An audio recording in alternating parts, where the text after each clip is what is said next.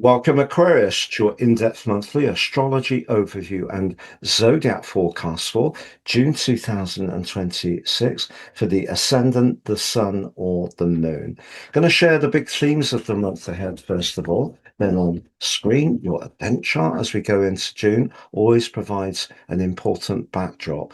I'll then go through each of the influences in detail. At the end of the video, you'll have a clearer picture of what's upcoming in terms of your energy, work, relationships, or finances. I'm astrologer Patrick Arundel. A very warm welcome. If you've yet to subscribe to my channel, please do so now to help it to continue to thrive. But please also click or tap the bell notification symbol.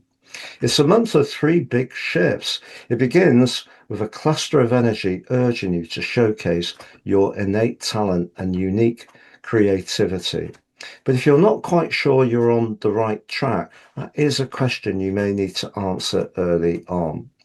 But it's a month which is going to see a developing energy in a very practical area, but that practicality can turn out to be very fortunate for you.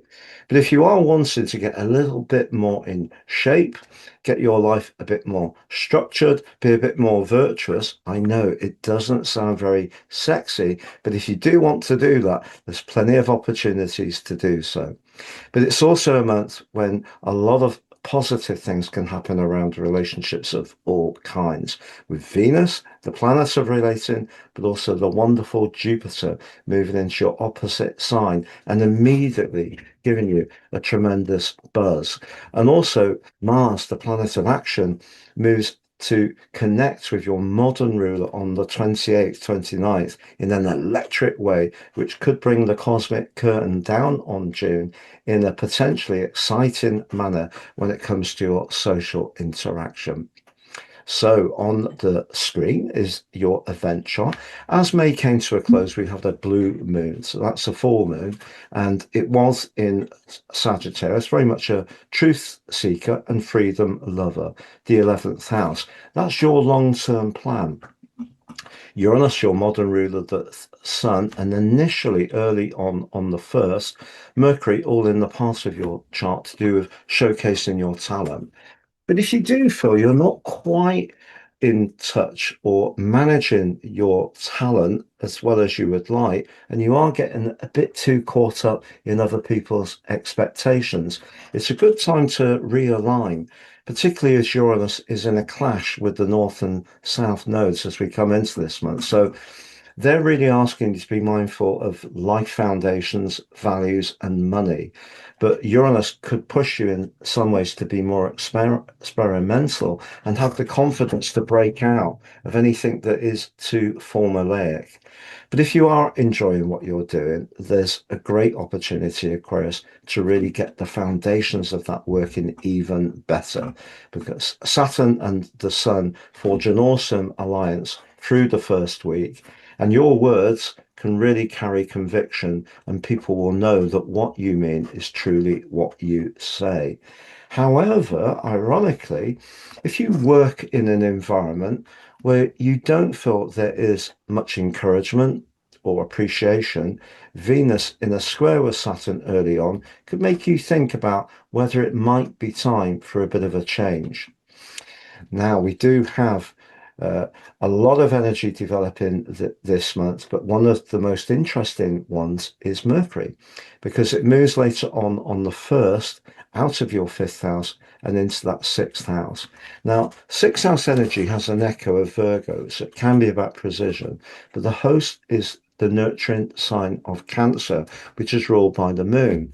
And Mercury in Cancer can lose its edge because the moon can be a more sensory, atmospheric, and intuitive energy, whereas Mercury likes detachment and cold logic. So it will be important to use the nurturing energy constructively around communications, but also be in touch with what the more practical side of things is too. Mercury is going to go into its pre-retrograde shadow on the 13th. It's actually moving into Cancer for 10 long weeks. If we go back to the first retrograde of the year in Pisces, This is a repetition, another water sign. It's going to happen in the autumn as well. And another water sign, Scorpio. So all the Mercury retrogrades this year are in water signs, and they're very much about feeling. But for you, that sixth house is about the details. So Mercury in the sixth house through the pre-retrograde shadow, then retrograde from the 29th, is asking to make sure that you are right on it when it comes to those small but important details. But Venus, the planet of relating, is going to move forwards and meets up with Jupiter through week two. If you are applying for jobs, I obviously can't guarantee, because they're the two planets of fortune, that you're going to be successful. But what they can do is enable your situation in a very helpful way. But also, the sixth house could be, for example, a gym. It could be a swimming pool. It could be a fitness suite. It could be some kind of community club that you will attend. And Venus and Jupiter coming together could see you doing something for others. It may be if you've got a big love of pets, for example, the sixth house very much about them. Venus and Jupiter in Cancer is a very rare conjunction. It can only happen every 11, 12, or 13 years. But the two planets of fortune come together in an area that's for you much more about sacrifice, perhaps using your natural kindness to help those who are less fortunate. But it could see you have that fortunate conversation towards around a job. However, what we also have on the 13th, along with Mercury going into its pre-retrograde shadow, is Venus moves forwards and moves across that seventh house cusp. Now, Venus in Leo can be very proud, loves to be admired for sure. So if you are working with people who are acknowledging, then that's going to improve the relationships even more. But in an ongoing relationship, Venus in the seventh house encourages us to celebrate the things we have in common, not to focus so much on the things that make us different. So it can bring a greater sense of harmony to any kind of ongoing relationship. But if you are footloose and fancy free, bit of an old fashioned expression, Venus immediately links back to your modern ruler Uranus, which is in the fifth house of romance. So that is particularly intriguing. It's also linking back to Neptune straight away in the third house of conversation, and then comes into an opposition with Pluto. Now, Pluto opposite Venus could mean that you encounter someone who is so smitten with you, they're absolutely ladle on the charm. But you've got to be a bit cautious also with your own motives, because Venus Pluto is very much all in. It's very intense. And if there is someone you fancy, it makes it much more difficult to resist them. But that's where I think that Uranus can actually be very helpful and give you that desire to maintain your who you are from an individual viewpoint. But also, Uranus can be a truth seeker. But if someone is being very charming, just try to understand what their motive might be. It could be around a business conversation, around money, a contract, a partnership, as much as a personal relationship. But if you are single, I think that period from the 13th for the following week can be really intriguing, because on the 15th, there is a new moon in the sign of Gemini. Pardon me, it's very hot here. And Gemini is, of course, your sister air sign, the fifth house, very much about glamour, fun, pleasure, flirtiness. It can be about going out and just joining in and being very social. So to have Venus in that seventh house on the back of that new moon is really very positive for you. So as much as we got this build-up of energy and the very practical for you, Cancer, there's lots of opportunities for you to have fun too. That brings us to the 19th. Chiron has been in your third house of everyday communication, relationships with your immediate neighbors, community, possibly siblings, full time since February 2019. But with Uranus rocking its way through Taurus full time since 2019, if you did encounter someone over those years you did encounter something upsetting around your home, personal, emotional, or family life, Chiron moving into Taurus for 3 short months gives you an opportunity to really look at all of that again, but work on your role in it in terms of not beating yourself up about what happened. It could be that you learnt big lessons, that you might do things differently again. But if you feel that you acted from a good place with a good heart, don't be beaten up on yourself. So Chiron in the fourth house is an opportunity to really nurture yourself. Can be a superpower. I have it in my natal chart in the fourth house in Aquarius. And that means my work is very much about working with people around their emotions. And that works well, but it doesn't work well always, Chiron. We don't always get back what we give to others, not the clients, but in our early and home and emotional life. So for you, it is a window of opportunity for those 3 months and me to do some big healing. Very good opportunity indeed. Then we've got the Sun moves into Cancer on the 21st. That's an annual big thing because it's, of course, the solstice. But if you're down south, it's a bit aggravating because, of course, it's the winter solstice. But astrology is based on a Mediterranean construct, and Western astrology is based on the seasons, the fixed seasons. So this brings in cardinal quadrant 2, a 13-week quarter where you have a great chance to do those more virtuous things, which, as I mentioned, I appreciate is not very exciting.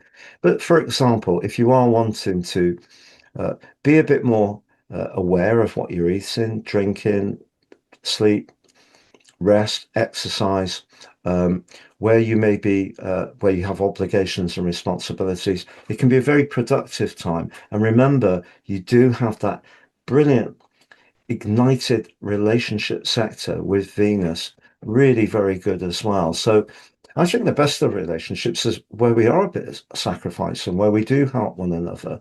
And that can come to life with that Cancerian energy. But if you're not enjoying your routines at the moment or a job, and it's a lot of worry, a lot of stress, and not a lot of gratitude, do think about the prospect of changing it because Mars and Jupiter forge a very strong sextile from the 21st through to the 28th. And that actually could be very good um, for your stamina, but also emotional resilience. But then on the 28th, Mars moves into Gemini and immediately meets up with the electric energies of Uranus. And that's why I feel that there could be a surprise connection, date, social invitation, and it could be really exciting and fun.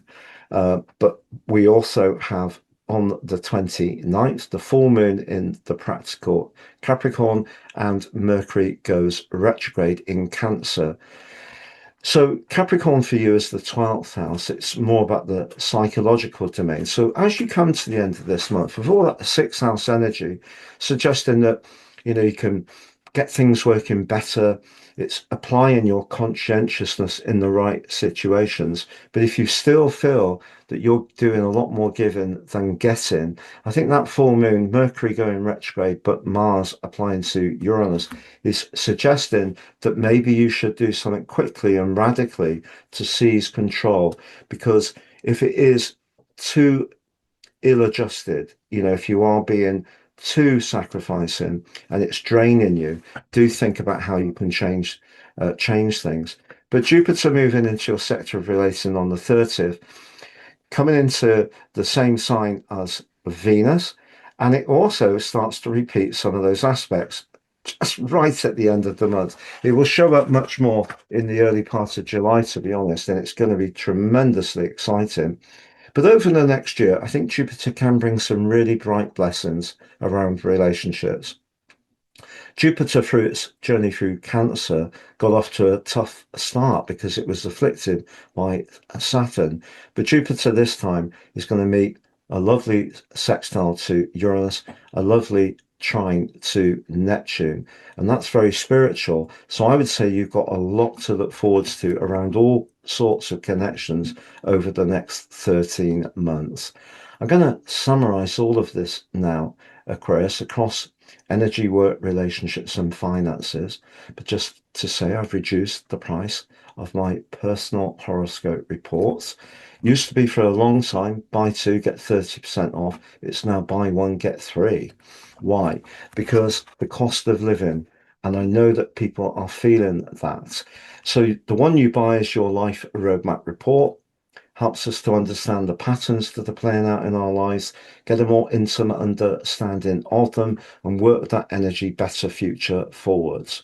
Free 12 months transit forecast, but also draconic analysis. That's what can be very different from our natal chart. If in your natal chart the North Node is not late in Pisces or early in Aries, it can dramatically change from your natal chart.